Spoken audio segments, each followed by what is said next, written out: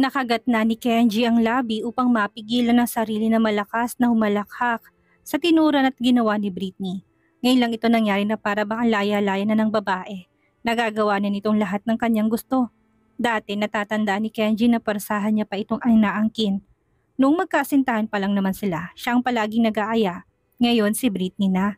At ang mas nakakagulat sa kanya ay siya mismo ngayon ang nasa ibabaw. Britney, shh!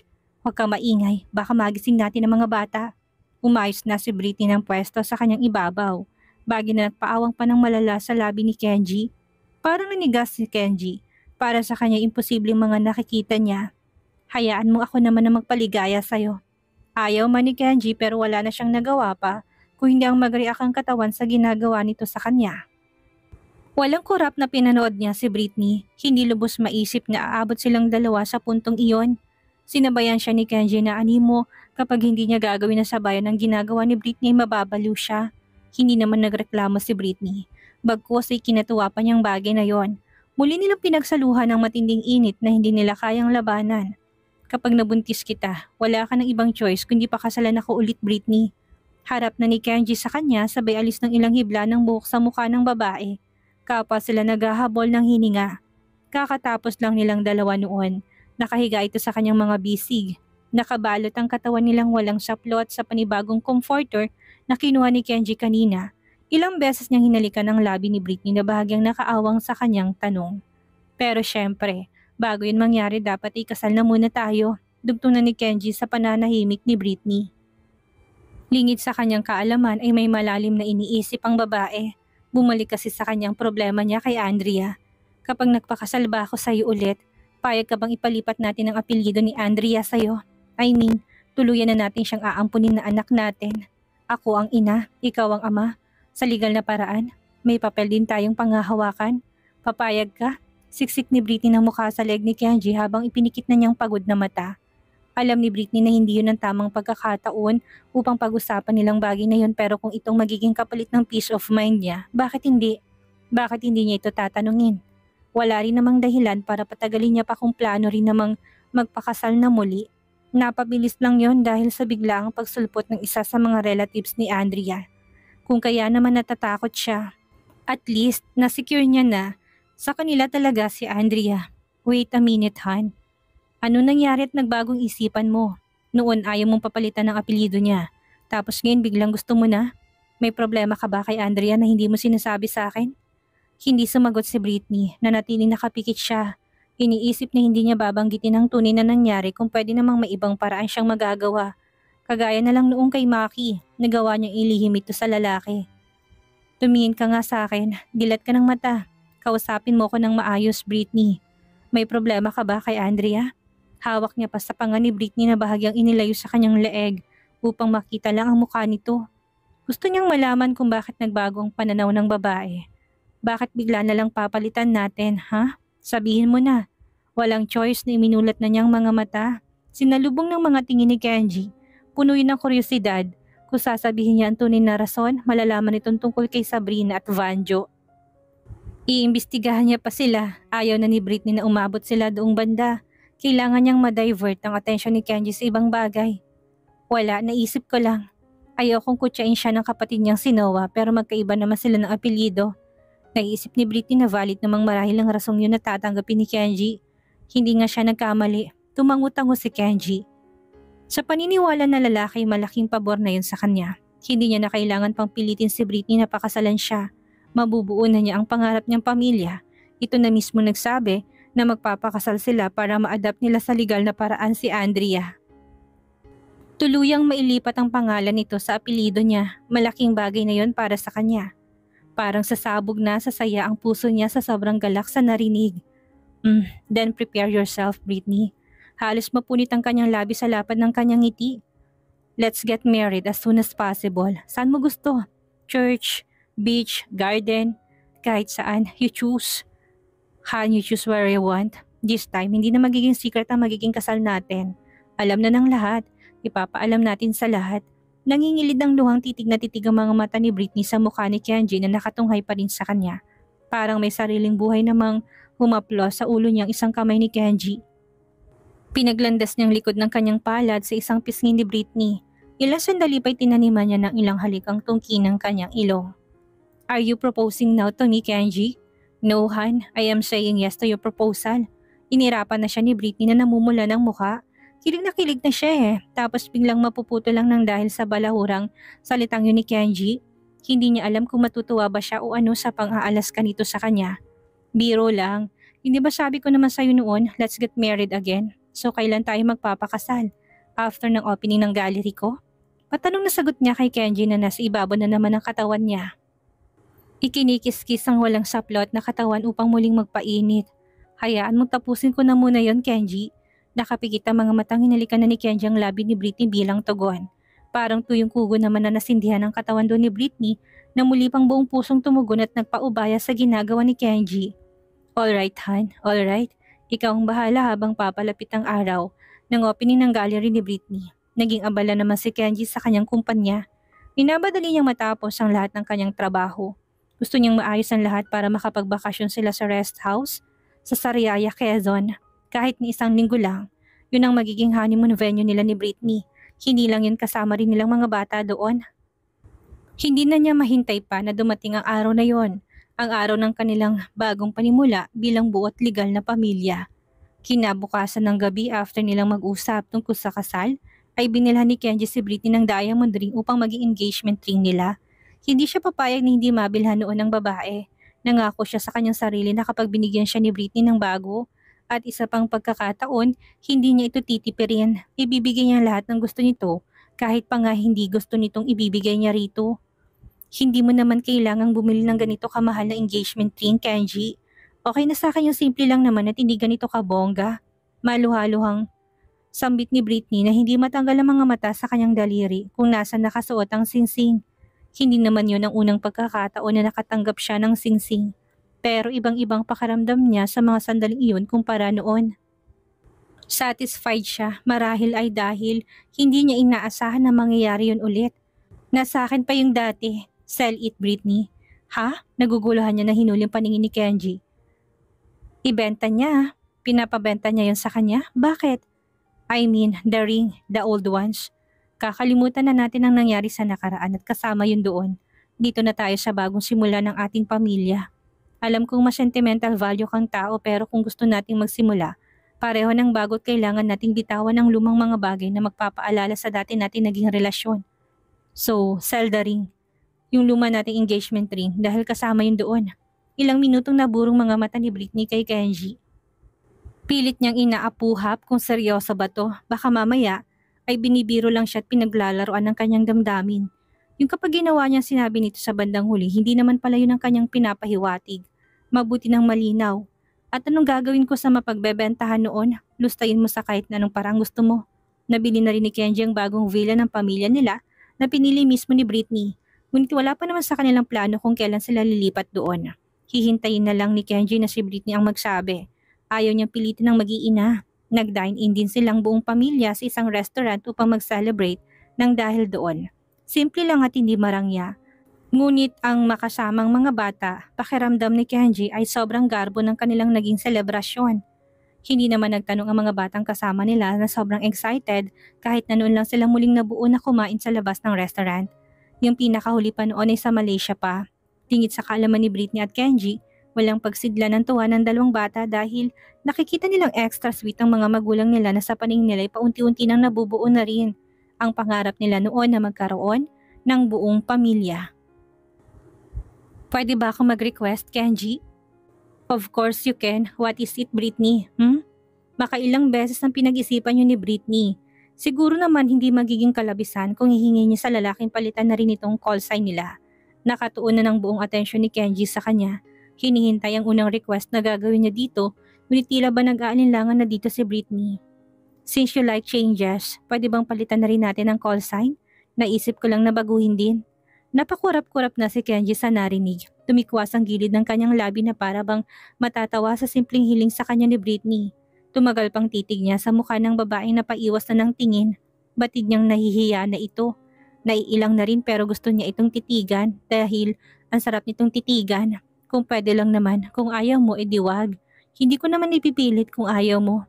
Humilig na si Kenji palapit kay Britney na sinundan ng inosenteng mga mata ng dalawang batang kaharap nila sa lamesa.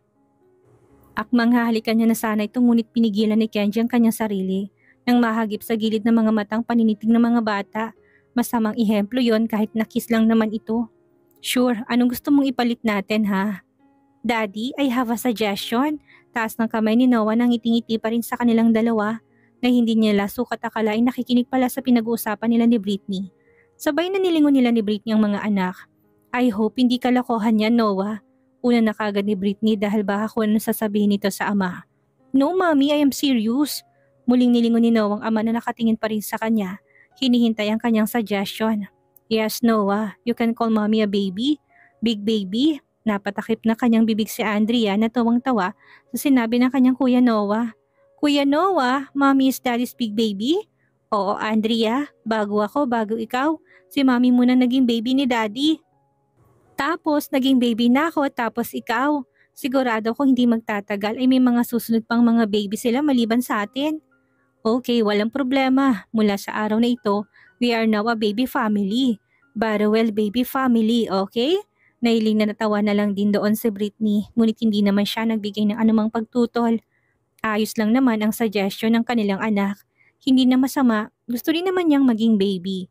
Baby ni Kenji. Sa isipin yon, hindi niya na mapigilang mamulang kanyang mukha sa naisip niya. I told you, Andrea, bagay ang word na baby. Don't worry, kiddo. Bibigyan namin kayo ng mommy soon ng maraming baby sister and brother. Ilan bang gusto nyo? 3, 4, or 5? Si Kenji na hindi na masabayan pa ni Britney na kung anong trip. I want a baby sister, daddy. Si Andrea yun, akala mo yung nagpapabili ng candy o laruan sa ama. Baby brother for me, daddy. Order naman ni Noah na parang madali lang sa kanilang hinihiling. Okay, it's noted mga anak. Narinig namin ng mami yung inyong mga request. On the way na rin ang additional baby sa ating pamilya. Hintay lang kayo ha. Hindi kasi yun madaling gawin. Tawa pa niya. Pinandilatan na ni Britney si Kenji. Naanimoy simple lang ang request ng magkapatid. Palibhasa ay inosente at walang alam sa tunay ng nangyari kung kaya naman nagagawang sabihin niyo ng walang mali siya. Kailan kami magkakaroon nun, mommy? Daddy, kailan namin makikita ni Andre ang new baby brother and new baby sister namin? Matagal pa ba?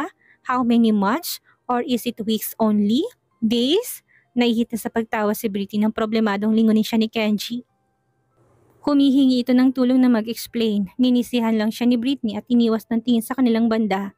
Itinuloy nitong naudlot na pagkain. Naramdaman niyang paggapang ng isang palad ni Kenji sa mga hita niya sa ilalim ng lamesa. Pilit na kinukuha ang atensyon niya para sa paliwanag sa mga anak. Hindi maintindihan ni Britney kung bakit umabot sila sa puntong iyon, ngayon nagtatanong lang naman siya ng pwedeng palitan ng call sign nila nito. Kaya mo na yan, king of explanation ka hindi ba? Britney naman, tulong. Talo ng ungot pa doon ni Kenji na para bang hirap na siya. Sa kabilang banda, hindi pa rin nag-iimikan sina Sabrina at Vanjo na magkasama sa loob ng kanilang maliit na apartment. Pag-uwi nila doon mula sa gallery at magkaroon ng insidente ng pagtatalo ay hindi na sila muling nag-usapan na animo ay parang hindi magkakilala. Pareho silang nagstay sa apartment after that day. Lumalabas man saglit lang o kung may interview na kailangan nilang puntahan. Naghahanap na rin ng trabaho si Sabrina. Napagkasunduan nila iyon na kung maninirahan sila sa syudad, mararapat lang na humanap sila ng trabaho na sa suporta ng mga pangangailangan nilang dalawa. Nagkaroon na ng trabaho si Vanjo. Pero terminated agad at biglang pagbawi ni Sabrina, nangako siyang hahanap siya ng trabaho upang iganti yun kay Vanjo. Papatunayan niya na kaya niyang ma-hire sa naglalakihang kumpanya sa lugar. Marami na nagpapasahan niya ng resume, may mga tumawag, ngunit pagdating sa interview ay laging bagsak. Kamustang paghahanap mo ng trabaho, Sabrina? Tanong ni Vanjo na bahagyang nilingon ang nobya. Kung wala ka talagang mahanap na trabaho, balik na lang tayo sa probinsya. Pwede naman nating pamahalaan ang supermarket ng aking mga magulang. Pwede na yon, kaya na tayong suportahan nun at buhayin. Hindi natin kailangan manatili dito at ipagsiksikan ng ating sarili sa lugar na to. Huwag na lang nating ipilit na manirahan dito kung hindi naman talaga natin to kakayanin. Uwi na tayo. Tahimik na naupo si Sabrina sa sofa. Patang ibinagsak ang kanyang katawan, may mangilan-ngilan siyang interview na pinuntahan ngunit palaging first interview lang siya. Hindi siya palaring makapasa doon. Ang supermarket na yung mga magulang ay maliit lang. Sayang lang ang talent and skills natin dalawa kung mananatili lang tayo doon. Huwag kang mag-alala, nag-a-apply na rin ako sa Barrowell Firm. Barrowell Firm? Ulit ni Vanjo na kilalang kilala niyang kumpanyang iyon. Oo, hiring sila. Nagpasa lang naman ako ng resume. Malay natin, mabigyan ako ng break. Hindi ba, once na matawagan ako for interview, gagalingan ko. Hindi ako papayag na hindi na naman makakapasa dito. Huwag kang umasa na matatanggap ka doon. Alam mo ba kung kaano-ano yun ang boss ko? Pagbibigay ni Vanjo ng background sa nobya dahil mukhang hindi yata nito alam na ang babaeng muntik na niyang sapakin na may-ari ng gallery ay asawa na nagpapatakbo ng Barwell firm. Mr. siya ni Miss Joanna. Napangat na ng tingin ni Sabrina sa nobyo. Naisip na masyado yata siyang bobo na hindi niya alam yun. Saglit na naburong paningin niya kay Vanjo. Ang kaalamang iyon ay nagbigay pa sa kanya ng advantage na makapagtrabaho sa naturang firm kung totoong asawa ito ng babaeng yon. May alas siyang magagamit. Asawa lang naman ng may-ari ng sinasabi mong Barwell firm. Britney Joanna Barwell yun ang pangalan niya. Habang nasa ganun silang pagtatalo na may natanggap na message, si Sabrina na nagsasabing kailangan niyang magpunta ng Barwell firm. Kinabukasan upang sumiilalim sa initial na interview. Kulang na lang ay mapalundag siya sa tuwa na para bang hired na siya ng naturang kumpanya. Ngunit tagading napawi ang kanyang mga ngiti nang makitang ganun na lang ang iling ni Vanjo sa kanya. Tutol na tutol talaga ito. Pinatanggal mo ko sa trabaho tapos gusto mo magkaroon ng ugnayan sa kanila. Tumigil ka, Sabrina. Gagawa ka lang ng gulo sa kanilang pagitan. Itigil mo na yung naiisipin mo. Umuwi na lang tayo ng probinsya. Doon na lang tayo manatili. Walang sayang sa talent at skills natin kung magkasama tayo. Vanjo naman, sorry na. Hindi ba pwedeng humingi ka ng second chance doon sa amo mo? Mali mo naman patawarin ka. Daramahan mo. Sabihin mo na kailangan mo ng trabaho. Siguro naman hindi matigas ang puso noon. Pagbibigyan ka niya. Subukan mo, Vanjo. Mali mo umubra yun sa kanya. Sige na, please. Marina naging pag-iling pa doon ni Vanjo. Hindi niya pipilitin ng may-ari ng gallery na tanggapin siyang muli. Isa pa, lumikha na doon ng gulo si Sabrina. Ang inaalala niya rin ay ang banta ni Britney sa kanya. Hindi pwedeng makipaglapit si Sabrina sa isang Kenji Barwell dahil kapag naungkat ang ginawa nito ay baka mapahamak lang siya. Paano kung patibong lang ang lahat ng iyon? Gusto niya pa rin gantihan si Sabrina? Nakalimutan mo na ba kung sinong CEO nun? Malamang alam na niyang ginawa mo sa kanyang asawa. Ano ka ba naman, Sabrina? Hindi, huwag mong pupuntahan ng interview na yan. Nakalimutan mo na ba kung anong klaseng lalaki rin siya? If he moves a finger, we can survive in this city for 2 days. Do you dare to provoke such a man? Makapangyarihan yun. Huwag na lang tayong pumasok sa gulo, okay? Interview pa lang naman yon, saka hindi pa kami literal na nakikita. Sa tingin mo kilala ko nun? Paano nga ako makilala ka dahil sinumbong ka ng asawa niya? Magiging impyernong buhay mo sa trabaho. Nag-aalala lang naman ako sa'yo. Bakit minamasama mo? Ikaw nga. Ang ganda ng trabaho ko, pinatanggal mo ko. Tapos ngayon, doon naman sa kumpanya ng asawa ng dating boss ko, ikaw nag-a-apply at planong magtrabaho? Ayos ka lang? Kung yan palang plano mo, sana hindi mo ko ginulo sa trabaho ko. Hindi ka doon nag-eskandalo, hindi ba? Ang unfair mo naman, lumika ka pa doon ng ikakasira ko. Napanguso na si Sabrina. Aminado siyang mali siya pero totoo naman kasi yon. Kung hindi dahil sa babaeng yun, malamang ay buhay pang kanyang pinsang si Andre. Alam niyang ginawa lang niya yon dahil sa wagas ng pagmamahal na pati ang sarili niyang asawa ay nagawa niyang iwanan dahil dito. Sorry na. Hindi ko lang talaga napigilan ang sarili ko. Bukso ng damdamin ko lang yon. Gusto mo bang kausapin kung dati mong amo? Mali mo kunin kanya ulit. Luluhod ako sa harap niya kung kailangan. Hindi makapaniwalang natawa na si Vanjo doon. Ilang beses niyang iniiling ang kanyang ulo. Hibang ka na. Nakita mo ngang on the spot niya akong tinanggal sa trabaho. Ang taas naman ang tingin mo sa sarili mo. Sa tingin mo bibigay yun sa'yo? Huwag kang ngang mapilit. Huwag mo nang ipilit ang bagay na nasa ilusyon mo lang. Hindi natin kayang makipagsabayang mabuhay sa lugar na ito sa mga tao dito. Kuya Andre Cornea is donated to her. Kung babanggitin ko yun sa kanya, posibleng makonsensya siya at bawiin niyang desisyon niyang tanggalin ka. Yun ang effective na key. Si Kuya Andre ang kasangkapan kung bakit patuloy siyang nakakakita. Sa tingin mo ba, hindi siya tutubuan ng hiyat patuloy pa rin akong tatanggihan? Nasisiguro ko natatanaw yun ang utang na loob. No, hindi mo gagawin ang bagay na yan, Sabrina. Tama ng panggagamit mo sa pinsa mong nananahimik na. Huwag mo na siyang banggitin ng banggitin pa. Pwede? Tumahimik ka na. Hindi mo kasi ako pinapayagan. Malaking magpasahod ang Barwell firm. Saka interview pa nga lang eh. Hindi pa naman sure. Pero sisiguraduhin ko matatanggap ako at magtatrabaho sa kanilang kumpanya. Anong inaplayan mo? Assistant ng sekretary niya. Kapag walang sekretary niya, ako pwede niyang isama sa mga lakad niya. Hindi mabigat na trabaho yun kung matatanggap ako. Saka tsak na mag-e-enjoy din naman ako. Ano kayang mangyayari ngayong tila parating na ang gulo sa buhay ni Britney at nang itinuturing niyang anak na si Andrea? Anong gagawin ni Britney kapag nalamang sa kumpanya ni Kenji, nag-apply ng trabaho ang taong gusto niyang iwasan? Yan ang ating aalamin sa susunod nating kabanata.